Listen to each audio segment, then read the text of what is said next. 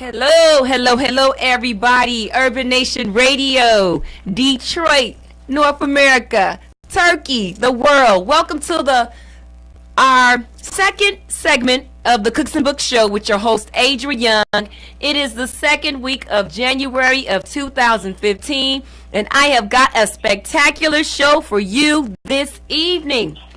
First of all, let's start by counting our blessings. We do acknowledge Dr. Martin Luther King Jr. this coming Monday, but I want to quickly, everyone, if you could please give a moment of silence because his birthday actually falls today, to play homage to one phenomenal individual that walked this earth to serve his purpose and was tragically taken from us in 1968. So a moment of silence for Dr. Martin Luther King Jr. on his actual birthday today.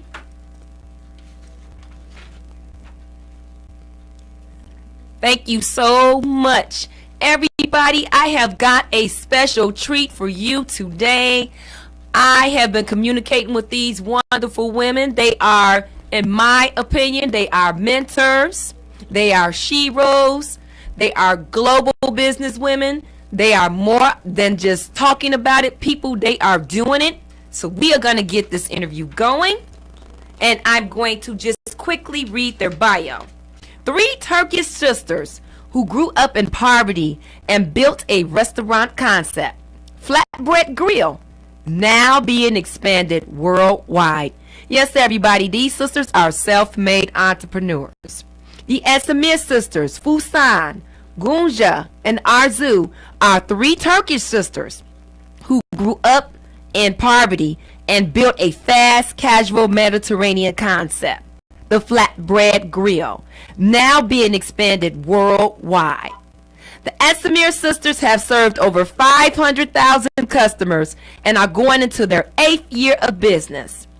Flatbread Grill receives an outstanding review in the New York Times after being open for only 2 months, people. That's amazing. The Esendemir sisters have catered for professional athletes and local celebrities. They are self-made entrepreneurs, motivational speakers, and professional foodies with an expertise in branding, marketing, menu development, and business operations. Everybody, it is with my pleasure that I introduce Fisun, Gunja, and Arzu, the world-renowned Esendemir sisters. Hello, sisters. Hi. Oh, you guys are you just don't understand how you are not only motivating me and people nationally, but people worldwide.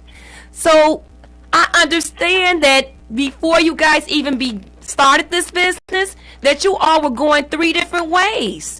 Fisun was providing for your parents, and they were giving her a hard time because she was doing just what any normal child would do for their parents.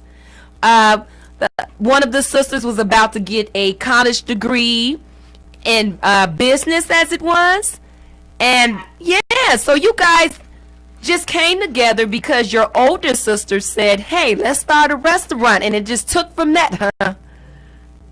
Yep. She was actually laid off from her job because she was taking off too much time to take care of her parents, so they laid her off. That's the reason. Wow. But you know what? Isn't it amazing how something as tragic as that can turn into a blessing? Like the flatbread concept did? Yeah. At the time when my sister was laid off, she was in a state of deep depression, and she just thought nothing would ever come around and fix itself. But now, fast forward to almost a decade later, she sees that it was actually in her best interest that she let go, and she used that time to really regroup and get herself together and create a new opportunity for herself that she would have otherwise done if she wasn't forced and laid off. So it hasn't been easy. It's been a very long journey. Yes. It's like a roller coaster ride, like you own your own business. There's the highs, the lows, the turns, and more lows But you know what? You guys are a true example of a setback is simply preparing you for a come up. And boy, did you all do a major come up. So let me ask you this, sisters. What was it like making the New York Times only after being open for 2 months? That's amazing. And I got to commend you guys for that. Yes. Outstanding. Thank you. That's an interesting story. So what happened is we were only open, I think it was like 2 weeks. We were open for 2 weeks. Somebody had eaten there, and they called us and said, one of our editors ate there. We want to interview you guys because they had such a great experience. So they came in, they sat with us, and then they didn't tell us when the story was going to run. So one day, the place just got jam-packed, and we were like, where did all these people come from? And so we were like, oh, congratulations on your New York Times write-up. That was an outstanding review. So we were so entrenched in our work that we didn't even know that it hadn't come out yet. And I mean, that was really an awesome feeling for us because there are so many restaurants who would give anything to just have a New York Times editor eat there, let alone write a review about them. But we're fortunate that they had a great experience and we got a good review because that was like our first review ever. Yes, and I know I've written several books of my own, and that is a dream of mine. But you guys have surpassed that, and it just looks like wonderful things are going on for you all. Now I understand that you guys come from humble beginnings. Tell me what it was like growing up, because when I did research on you all, I come to find that you have beautiful parents who loved you guys and who taught you the principles of a good, virtuous life, but you didn't always have the material things growing up.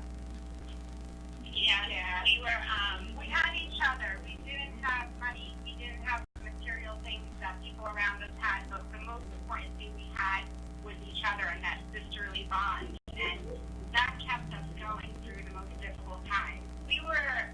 My father was actually an entrepreneur, and my parents came here, and they grew up in poverty in Turkey. So they came here with nothing, and my father was an entrepreneur, and he was successful at some point, but he also ended up losing it all, literally overnight. So we lost his home. We lost our home, so we were homeless for a little bit. So, I mean, when we say that, people look at us now and they have a difficult time believing that we grew up in poverty because of the way we carry ourselves, but, it really was our parents who taught us how to always remain honest, to always work hard, no matter what your circumstances are, to really fight for what you want, learn how to stick together, and you'll be able to survive and eventually thrive. But when we say we grew up in poverty, it was literally we wore hand-me-downs, and I remember my first pair of jeans was from my neighbor's trash. I was 14, and it was a pair from the Gap, actually. It was supposed to be white colored jeans, but it was actually had turned off-white. So a lot of people have a difficult time. Like, I can't even imagine that you would wear clothes from the garbage. And we did everything to make it, to survive. And I think that helped shape us into who we are today. All the adversity we faced in the past, it definitely helped shape who we are today. And it helps us as entrepreneurs, too, because you can go to school and you can study and you can read all the self-help books and you can read all the blogs about how to survive and how to be a successful entrepreneur. But really, being an entrepreneur is overcoming obstacles and challenges and finding solutions. So growing up the way we did in all that adversity is really what prepares us to live lives as young entrepreneurs.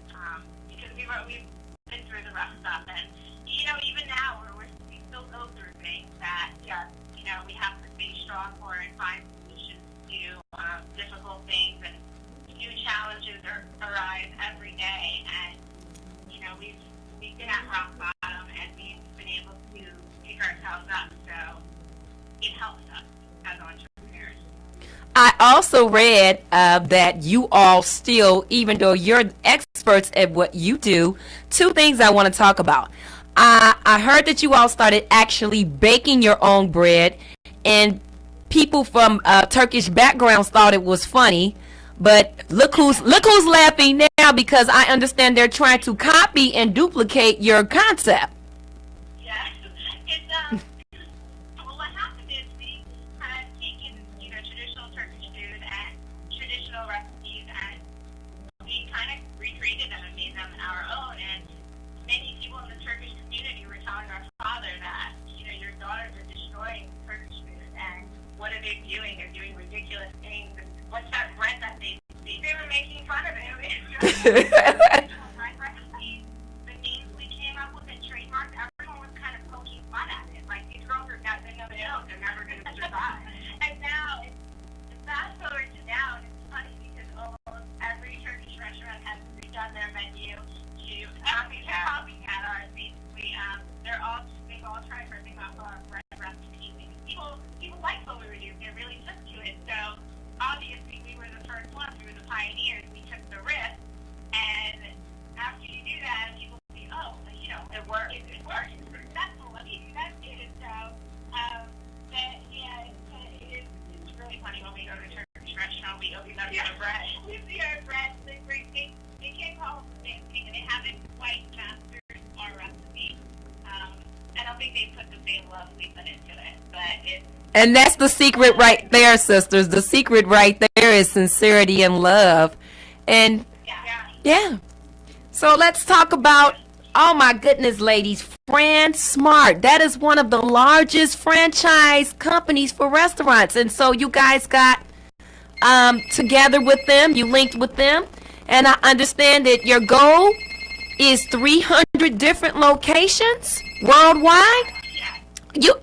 You guys so rock. Oh my goodness.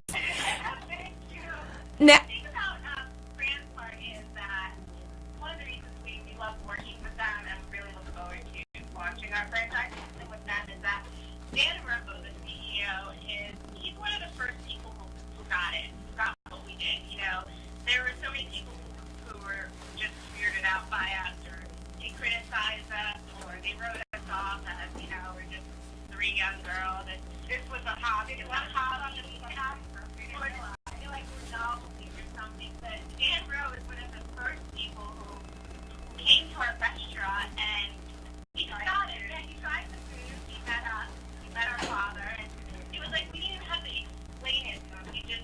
He knew what we were about. And he understood our concept. He understood our work ethic. He understood our family values. And it was just like, it clicked. It hit it off. And, it's difficult to find people to work with in this industry.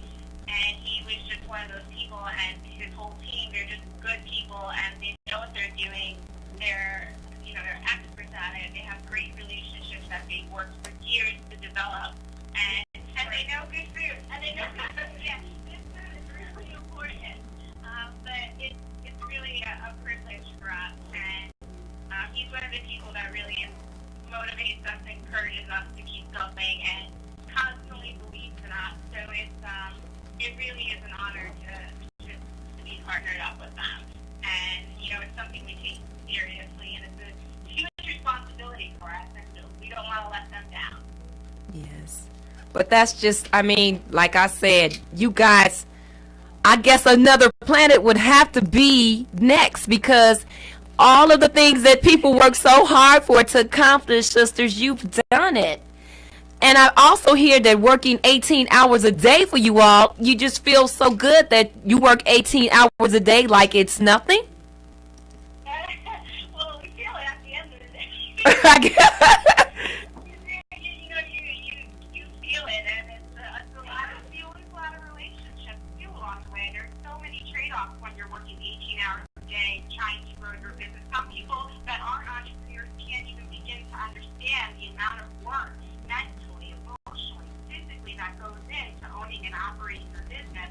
So you lose a lot. There's a tremendous amount of trade-offs. So you lose friends, you lose boyfriends, you don't believe in what you're doing, and but we do we take great pride in what we do, even if it's whether we're mopping floors, cleaning a bathroom, cooking the food, serving it, taking orders. For us, those are the things that make your restaurant great. And we watched our parents do it growing up. So to us, it's all we've ever known. Yeah, we don't turn our nose to certain tasks. Yeah. Clean the bathroom. Exactly. Never be above anything. Yes. Especially when it's your business. And I see unclean restroom. I'm going to ask her where the gloves are. That's why I'm going to get down to it. And I don't sure how many locations we have. Yes. So tell me about this, your grand opening in New Jersey. And what day is that taking place, ladies?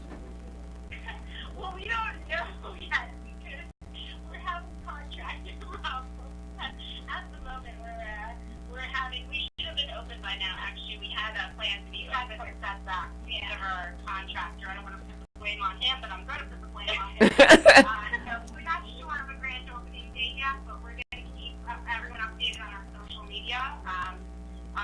Our new contractor says we're looking at a few months out. Oh, that is terrific.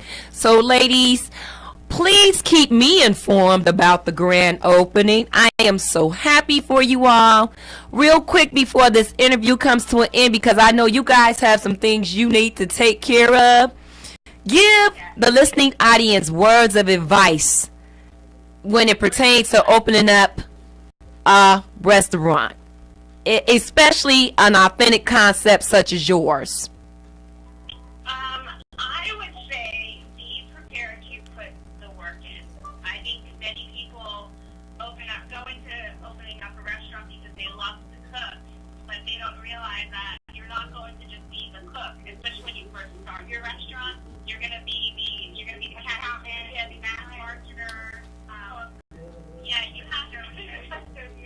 You have to be prepared that there's going to be a lot of work involved, and oftentimes that dealing with the challenges and the actual physical work can sometimes take away your passion and just sap your enthusiasm. So you're going to have to remember why you started it. I think you have to realize what you're getting into. Go work at several different restaurants. Don't just think if you have money or you raise capital that you're going to open up a restaurant and get to be successful. It doesn't work that way. You have to put your time in and really know the ins and outs of the industry before jumping in. And finally, to never give up, no matter what it is. If it's a restaurant, or opening a salon, whatever it is, starting a lawn, you can't give up. You have to be persistent and consistent. And I think that's what I would encourage everyone to do. Well, I want to thank you guys for taking the time to, first of all, finally make my dreams come true, because I've been wanting to interview you all for a while. You guys are personal heroes of mine. It is our pleasure. We love you, and we're so glad we met. And we support you, and we're so glad we're able to wake up, and we're looking forward to what you're doing. And we're not just scrolling through your Instagram page, we're reading everything, reading the comments, and we're so happy we met. Hopefully we meet in person someday. And I'm going to put, you know what I'm going to do? I'm going to put that on my vision board to make that happen. So give the listening audience, give the listening audience your website real quick before you go, ladies. You can go to flatbirdgrill.com. Okay. Well, be soon. Ganja, Arzu, my good sisters, it's been my pleasure. Thank you for making my year. I mean, you have really, really influenced me to continue doing what I'm doing with the Cooks and Books show. Just by interviewing you, your story is a testimony, and I believe it needs to be shared with the world so that everybody, despite of where you are on the level playing field, no matter if you grew up with wealth or if you grew up in a situation such as yours, dreams are true if you are willing to do the work, as you all said. So, ladies, it's been my pleasure. Thank you so much. It's been our pleasure, really. Thank you. Okay, bye-bye.